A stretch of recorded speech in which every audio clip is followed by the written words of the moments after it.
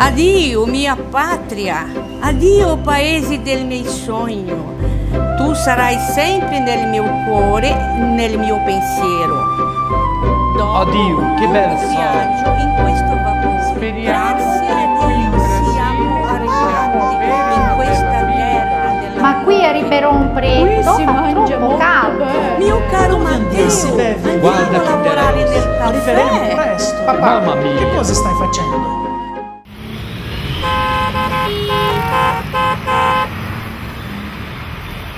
Ruas asfaltadas, corredor de trânsito, comércio diversificado. Imagens comuns nos dias de hoje no bairro Ipiranga.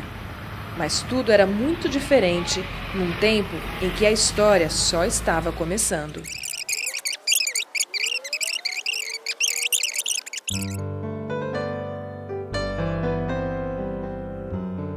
Quando foi libertado os escravos, as fazendas ficaram vazias, não havia ninguém mais para trabalhar, para produzir, né? Então eles fizeram essas imigração, né, dos estrangeiros. Meus avós vieram como imigrantes, duas famílias grandes, dos meus pais, dos meus avós, né? Era avó paterna e materna, família Giroto e Brússolo. Foi um dos primeiros bairros do Ribeirão Preto, certo? Vila Tibério, Campos Elíseos e Ipiranga, que era o barracão antigo. No final do século XIX, a realidade do mundo moveu as pessoas dos seus lugares. A Itália, naquela época, passava por um momento de unificação, estava se formando a nação ainda, tinha um problema também agrário, né, de industrialização que estava expulsando as pessoas do campo e casou com um momento histórico na Itália e no Brasil e por isso muitos italianos vieram para cá. Aí, acho que lá na Itália, não tenho muito conhecimento, né? Eles reuniam as famílias que quisessem vir para o Brasil, né? Aí eles vieram por conta do governo e o governo preparou um barracão enorme ali onde é o barracão. E ali eles abrigavam os imigrantes até que eles dividiam a fazenda tudo em sítiozinhos assim para a turma cuidar da terra, plantar. O Brasil recebeu imigrantes de várias nacionalidades, em especial os italianos. Os donos de fazenda, os reis do café, aquela turma, tinham interesse em contratar os italianos que chegavam, né? O meu pai veio da Itália para cá com a imigração. Aí, aqui antigamente, a pessoa chegava, já tinha o terreno, pegava um pedaço de terra para sustentar a família. E aonde se trabalhava? Trabalhava os filhos, os primeiros filhos trabalhavam na terra. E meu pai, depois de muito tempo que ele ficou trabalhando na terra, aí é onde ele arrumou serviço na Companhia Antártica Paulista. Meu avô era italiano, vieram da Itália. Meus avós vieram da Itália. Meu pai brasileiro. Meu pai era construtor. Meu pai mexia com construção. Trabalhou no frigorífico Morandi, muitos anos. E criamos aqui no Ipiranga, no bairro, e estamos aqui até hoje. Meu pai chamava Vicente Urbano e minha mãe Maria Marquini Urbano. Minha mãe veio de Roma, vieram de navio. E meu pai veio da Calábria, também de navio. Eles se conheceram no navio. Sou neta de italianos.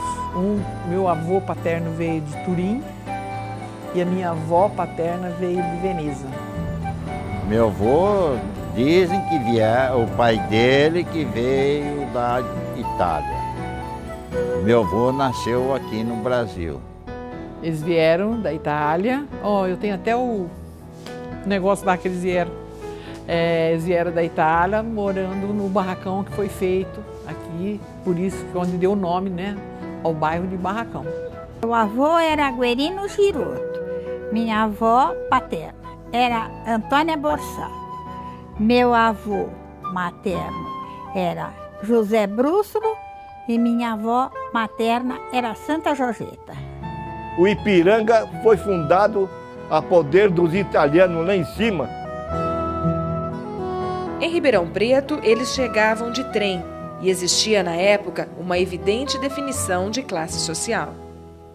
Ali onde hoje está vazia uma praça, existia um barracão, realmente, onde os imigrantes desembarcavam, recebiam alimentos, podiam dormir, ficar hospedados ali, como a hospedaria dos imigrantes em São Paulo, e aquele lugar onde eles faziam, recebiam o lote deles, né, escolhiam um lote, faziam um acerto de contas, era tudo feito nesse barracão.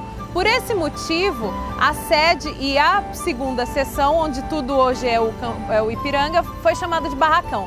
Já tinha a linha da Mogiana, né, e tinha até a estação central, que hoje é na atual rodoviária. E ali desciam as famílias mais abastadas que moravam no centro. E aí tinha o ramal continuava, né, e as pessoas moradoras do núcleo desciam no barracão. A estação Barracão, como a gente conhece, de alvenaria, foi construída por volta de 1900, então aqui desciam os pobres e no centro da cidade desciam os ricos. Quem mais contribuiu para a vinda dos imigrantes italianos para Ribeirão Preto foi o fazendeiro Antônio Prado. Apesar das resistências, conseguiu-se fazer esse núcleo colonial Antônio Prado aqui em Ribeirão Preto, com a intenção de que fosse um anexo à cidade e que poderia se tornar uma cidade futuramente. Eles tinham que trabalhar para o governo 3 dias por semana. E os outros 3 dias, eles tinham que trabalhar na terra para produzir, porque senão o povo não tinha o que comer, né? Os lotes do núcleo colonial, eles foram todos vendidos e nenhum doado. Então, por esse motivo, os imigrantes que adquiriram esses lotes, eles vieram com um pecúlio do país deles. Não eram pessoas que tinham como única possibilidade de vender a força de trabalho como muitos italianos que trabalharam nas fazendas da região. Eles dividiam a fazenda tudo em sítiozinhos assim, para a turma cuidar da terra, plantar e também cuidar da cidade. Chegou no barracão, tinha o barracão para cima da estação do barracão aí, tinha um barracão grande, por isso que ficou o nome de barracão. E ele foi comprar o terreno, ele ia comprar na cidade. Ele era para comprar lá na Amador Bueno com a Duque de Caxias. Mas ele falou assim, não, eu vou comprar aqui porque aqui chega o pessoal da Itália e vão ficar tudo por aqui. Eles dividiam 100 metros de frente por 500 de comprimento. Assim. Todos os terrenos eram assim. Então, cada um era uma família.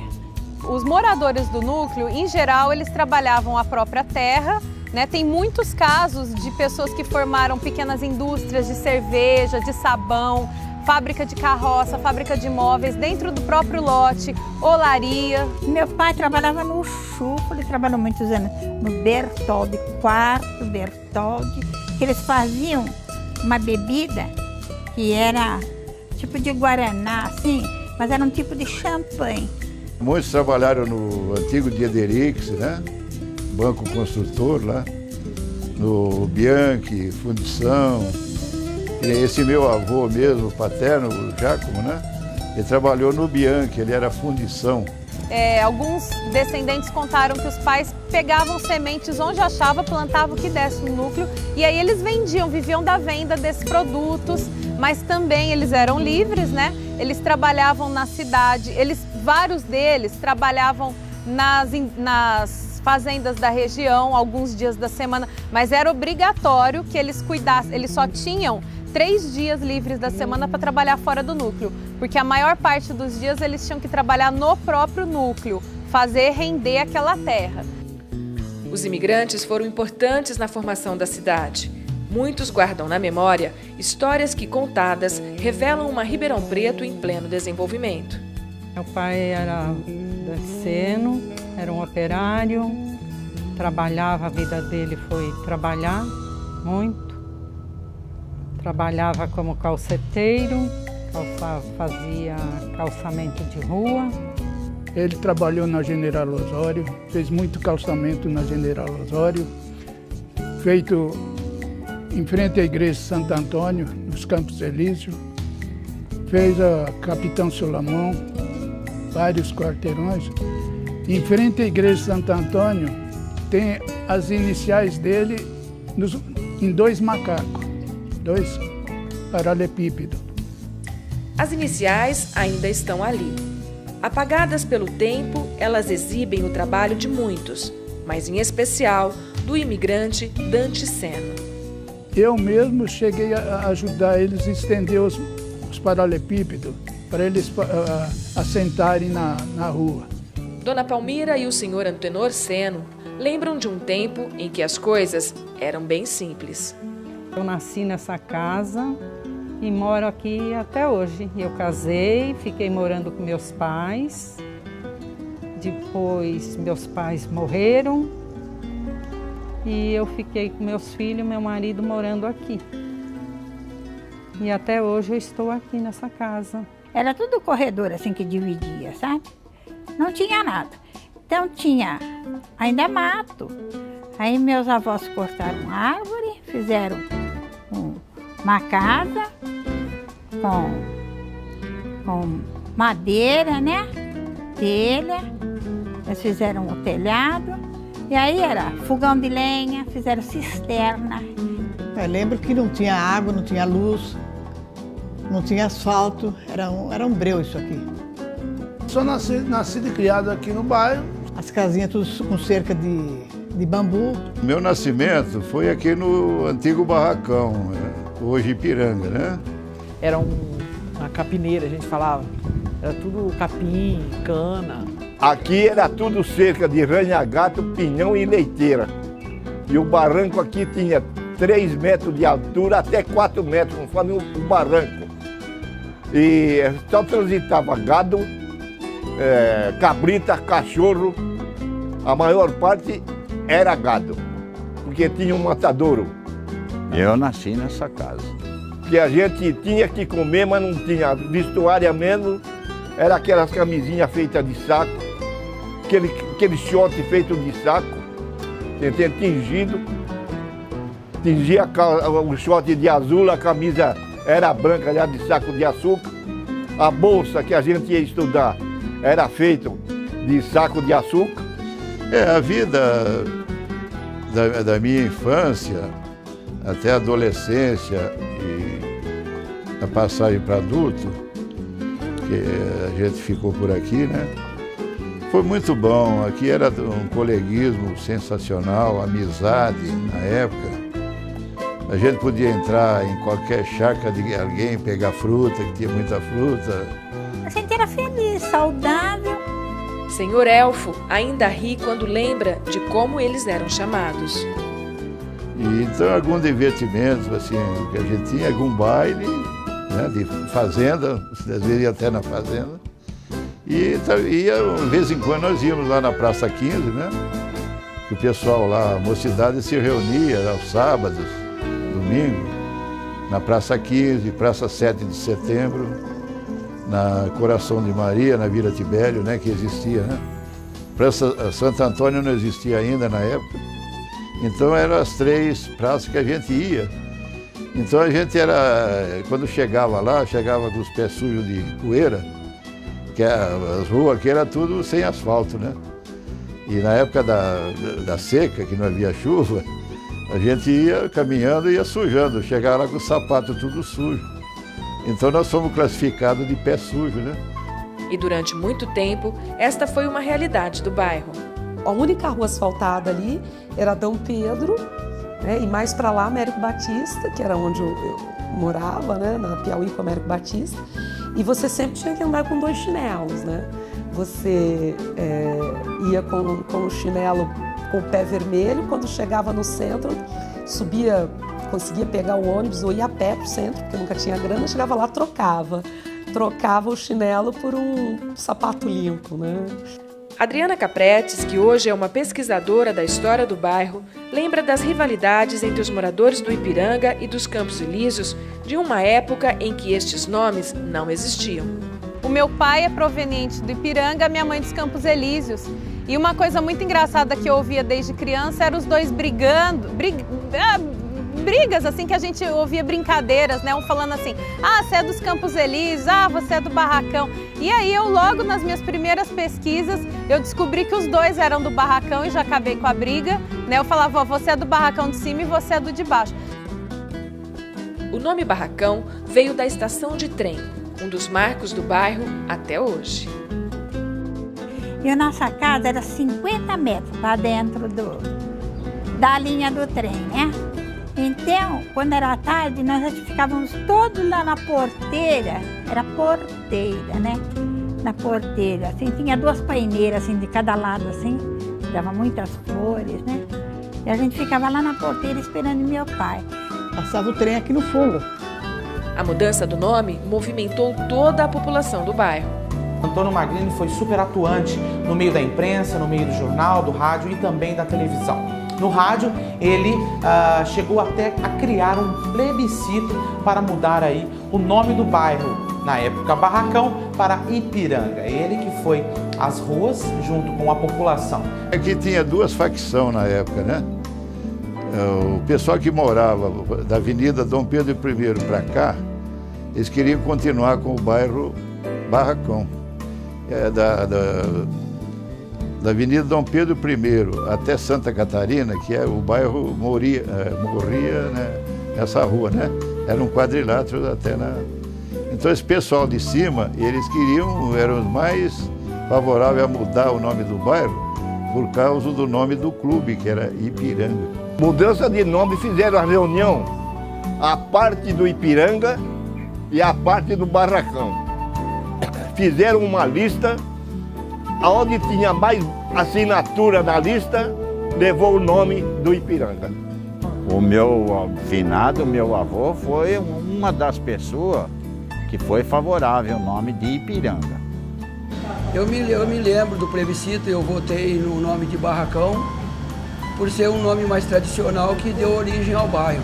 A eleição foi feita ali na Praça Pedro Biagi, com urnas, né, na época. O pessoal, eu acho que até a gestão do Gasparini na época. E então teve muita gente que não quis votar, os mais antigos, né? Os que votaram para continuar Barracão. Eu votei para mudar, votei para o bairro Ipiranga, né? Porque achava que o Barracão não cabia bem, né? Que o Ipiranga era um nome mais adequado, né? O novo nome do bairro nasceu de uma das atividades comuns daquela época no lugar, o futebol. O Ipiranga era um time de futebol. O Ipiranga foi um time de futebol afundado com os migrantes italianos em Ribeirão Preto, aonde leva o nome de Ipiranga até hoje. Quando eu era pequeno, eu cheguei a assistir jogos do Ipiranga. Depois, aí acabou, porque meu avô era presidente do Ipiranga. Era bom time, ele disputava a várzea. Eu creio que a origem do nome Ipiranga foi em relação ao time de futebol que tinha lá no Alto de Ipiranga e puseram esse nome, e o plebiscito ganhou.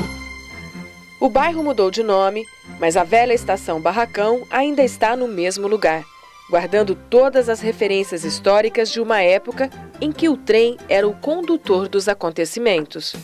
Senhor Elfo lembra de muitos acontecimentos da época, entre eles as manifestações dos trabalhadores. O italiano, eles já tinham, né, o sangue de revolucionários, né? O italiano tem o sangue de revolucionário. Aquela área do bairro, o Barracão, ele foi invadido pelos policiais à caça dos revolucionários, inclusive alguns estrangeiros de origem europeia e argentina, que ali se esconderam para iniciar aqui a semente da revolução na região de Ribeirão Preto. Uma época na Sambra, na fábrica Sambra ali do Tanquinho, né? Na época empregava bastante gente e a maioria era tudo italiano, os trabalhadores. Inclusive eles usavam o trenzinho da São Paulo e Minas, que passava lá por perto, tinha uma estação lá pertinho, né, na Avenida Brasil, e eles usavam aquele trenzinho para se locomover, né?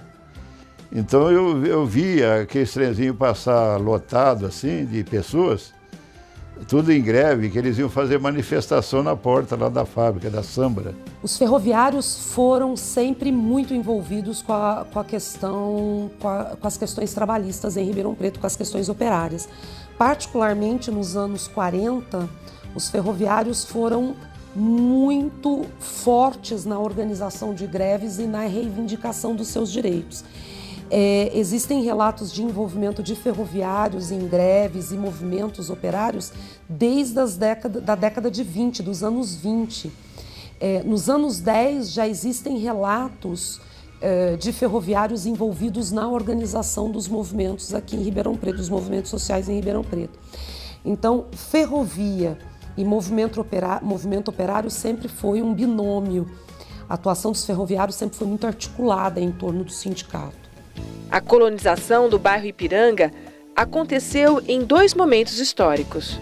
O núcleo colonial Antônio Prado ele foi criado com uma sede, que hoje é o Ipiranga, essa parte mais próxima da estação, e 4 seções. A primeira seção hoje corresponde ao Sumarezinho, a segunda seção corresponde ao Ipiranga todo, chegando até as Coabs, quase até o Anel Viário, a terceira seção que equivale hoje aos Campos Elíseos, e a quarta seção que é todo o Jardim Paulistano e chega até o Novo Mundo, que é a única parte do núcleo que vai para a zona leste da cidade, o restante é todo na zona norte. A intenção era que essas áreas constituíssem pequenas chácaras, cada lote que era vendido aos imigrantes e nunca dado, né, era para se produzir, eles criavam gado, eles plantavam até café, né? Faziam pequenas indústrias, formavam comércio e a intenção era que crescesse e se desenvolvesse mesmo. Anos depois da chegada dos italianos, os negros também se instalaram no bairro Ipiranga. Então, a partir da década de 50 que os negros vão chegar, e vão chegar no alto do Ipiranga, né? Principalmente no alto do Ipiranga, que também era chamado de Pau do Urubu, algo parecido com esse nome, né? Isso por conta do racismo muito forte que existia aqui em Ribeirão Preto. Esta miscigenação faz do Ipiranga um bairro de muitas culturas. As referências preponderantemente italianas ganham ritmo e o bairro conhece o samba. Ah, barracão, tua voz eu escuto